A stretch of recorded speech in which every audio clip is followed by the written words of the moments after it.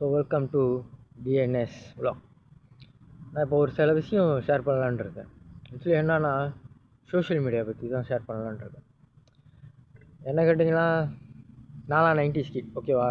So social media வர்றதுக்கு முன்னுக்கே phone பாய்க்க ஆரம்பிச்சிட்டேன்.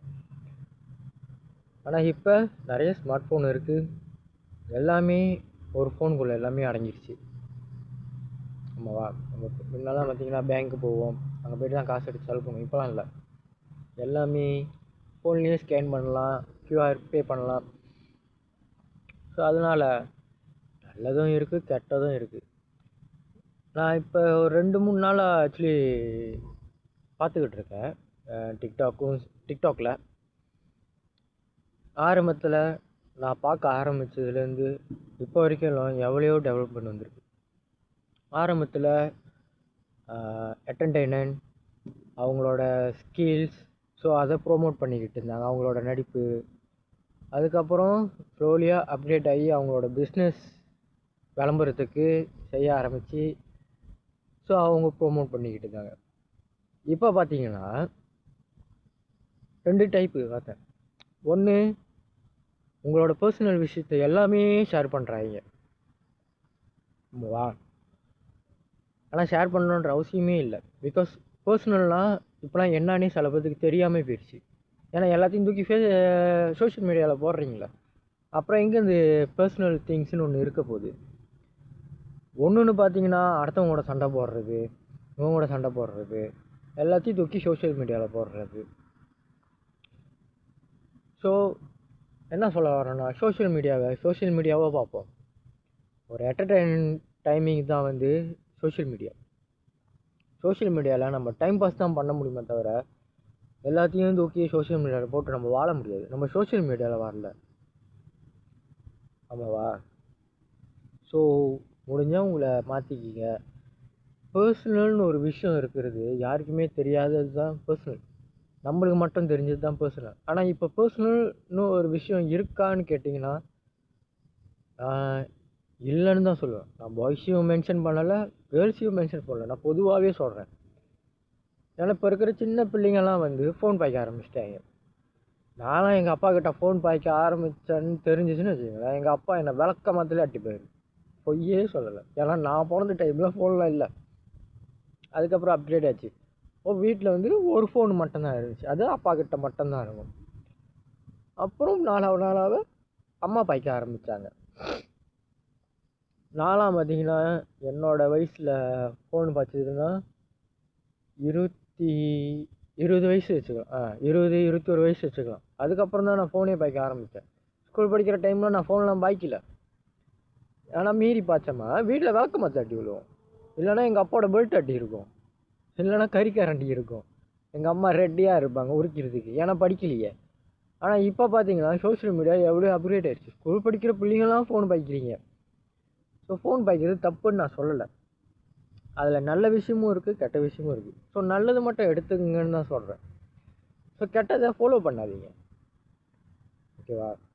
அதுவும் இல்லாமல் இப்போ நான் கொஞ்சம் இது பார்த்துக்கிட்டு இருக்கேன். அதான் ஒன்று, இந்த மாதிரி பர்சனல் திங் ஷேர் பண்ணுறது. ஒன்று அடிதடி, யங்ஸரிசம், அதெல்லாம் ஷேர் பண்ணுறது, ஓகேங்களா? நானும் ஸ்கூல் படிக்கும்போது தருதலையாக இருந்தவன் தான், இல்லைன்னுலாம் சொல்லலை. நான் குட் பாய், ஃபர்ஸ்ட் கிளாஸ் பெஞ்ச் அப்படிலாம் இல்லை, நானும் தருதலையாக இருந்தவன் தான். படிப்புனா கரெக்டாக, படிப்பு விஷயத்தில் கரெக்டாக இருப்பேன். மற்றபடி ஃப்ரெண்ட்ஸ் கூட லேப்பா பண்ணுறது அதெல்லாம் கரெக்டாக தான் இருந்தேன், ஓகேவா? ஸோ இப்போ நம்மளுக்கு வந்து ஒருத்தர் மேலே பாஸ் இல்லைன்னா அவங்ககிட்ட நம்ம டைரெக்டாக போய் பேசி, எப்படி சொல்கிறது, டைரெக்டாக போய் பேசி ஒரு போட் ரெடி பண்ணி அங்கே போய்ட்டு சண்டை போடுறது தான். சண்டை முடிஞ்சிருச்சா, செட்டில், யார் ஜெயிக்கிறாங்களோ அவங்க ஜெயிச்சாங்க, முடிஞ்சிச்சுன்னா முடிஞ்சிருச்சு. அண்ட் சேம் டைம் அதை வந்து யாருமே கேரி ஃபார்வர்ட் பண்ண மாட்டாங்க. இன்றைக்கி சண்டைனா இன்றைக்கி முடிஞ்சிருச்சுன்னா முடிஞ்சிருச்சு, மறுநாள் பார்த்தீங்கன்னா தெரியாத மாதிரி தான் இருக்கும். ஸோ அந்த சண்டையை வந்து யாரும் கண்டினியூலாம் பண்ண மாட்டாங்க.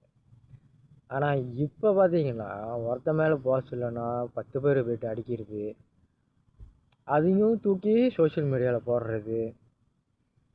அப்புறம் பார்த்தீங்கன்னா சின்ன பையனுங்க, ஸ்கூல் படிக்கிற பிள்ளைங்களாம் இப்போ ஃபோன் பாய்க்க ஆரம்பிச்சிட்டாங்க. ஸோ அதை அவங்களும் பார்த்து கற்றுக்குறாங்க. சோஷியல் மீடியாவில் போடுற நம்மளும் யோசிக்க மாட்டேங்கிறோம். இப்போ இருக்கிற ஜெனரேஷனை கொஞ்சம் புரிஞ்சுங்க. நம்மளுக்கெல்லாம் சாரி என்ன மாரி பேட்சுக்கெலாம் ஒரு 20 வயசு அப்போந்தான் அந்த உலகம்னா என்னன்னு தெரிய ஆரம்பிச்சு. அதுக்கு முன்னுக்கெல்லாம் அப்பா அம்மா தான் உலகம், அவங்க சொல்கிறத நம்ம செய்வோம். ஆனால் இப்போ இருக்கிற பிள்ளைங்க சரி, கிட்ஸும் சரி, அப்படி இல்லை. நிறையா அப்கிரேட் ஆகிட்டீங்க. ஸோ உங்களுக்கு நிறைய ஃப்ரீடம் இருக்குது. ஸோ அந்த ஃப்ரீடமை ஸ்பாயில் பண்ணிக்காதீங்க. அந்த ஸ்பாயில் பண்ணுறதுனால உங்கள் ஃபேமிலிக்கு தான் வந்து கெட்ட பேர் வரும்.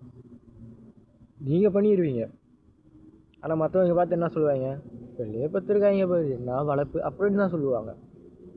இதே எங்களோட பேட்ச் டைமெல்லாம் அந்த மாதிரி சொன்னாங்கன்னு வச்சுக்கோங்களேன், வீட்டுக்கு நாங்கள் போன இடம் ரோத்தம் இருக்கும், கீதா பைப் இருக்கும், அம்மாவோட கரண்டி இருக்கும், கறி கரண்டி, அப்பாவோட பெல்ட் இருக்கும், விளக்கமாக இருக்கும். நான்லாம் பல வாட்டி அடி வாங்கியிருக்கேன், பொய் சொல்லலை. அந்த அடினால தான் நான் நல்லா படிக்கலை, ஒரு அளவுக்கு படித்தேன், ஓகேங்களா. ஆனால் இப்போ சில பேர் படிக்கிறீங்க, அதோட சோஷியல் மீடியாவும் ரொம்ப யூஸ் பண்ணுறீங்க, அதனாலே பேட் ஹேபிட்ஸ் வந்து ரொம்ப பேர் இது பண்ணுறீங்க. கெட்ட வார்த்தை, தண்ணி அடிக்கிறது, இப்போயே சிகரெட் அடிக்க ஆரம்பிச்சிட்டிங்க. நானும் தண்ணி அடிப்பேன் பார்த்தீங்களா, மெக்டி தண்ணி தான் அடிப்பேன். ஸோ அதனால் கொஞ்சம் மாறுங்களேன். உங்களுக்கு நான் அட்வைஸ்லாம் பண்ண போகிறதில்ல, ஏன்னா அட்வைஸ்லாம் பண்ணேன்னு வச்சுங்களேன், ஒன்று நீங்கள் என்னை மீம் கிரியேட்டராக ஆக்கி விடுவீங்க, இல்லையா என்னோடய இன்பாக்ஸில் வந்து கேவலமாக மெசேஜ் பண்ணுவீங்க. உங்களுக்கு நல்லது பண்ணாலும் தப்பு, கெட்டது பண்ணாலும் தப்புன்னு நீங்கள் பேசுகிற கேரக்டர். நான் பொதுவாக தான் சொல்கிறேன், ஏன்னா நான் நிறைய பேரை பார்த்துட்டேன். ஒருத்தவங்க நல்லதே சொன்னாலும் அவங்களோட இன்பாக்ஸில் போய் பார்த்தீங்கன்னு வச்சுங்களேன், தப்பான மெசேஜ் தான் ரொம்ப இருக்கும். அதனால் கொஞ்சமாவது மாறுங்க. உங்கள் வாழ்க்கை உங்கள் கையில் தான் இருக்குது. நீங்கள் எப்படி எடுத்து போக போகிறீங்கன்றது உங்கள் கையில் மட்டும்தான் இருக்குது. அடுத்தவங்க வந்து முடிவு பண்ண போகிறதில்ல. பர்சனல்னு ஒரு விஷயம் இருக்குது, அதை பர்சனலாக வச்சுங்க. சோஷியல் மீடியாவை என்டர்டெயின்மெண்ட் பிளாட்ஃபார்மாக மட்டும் பாருங்கள், சரிங்களா. பாய்.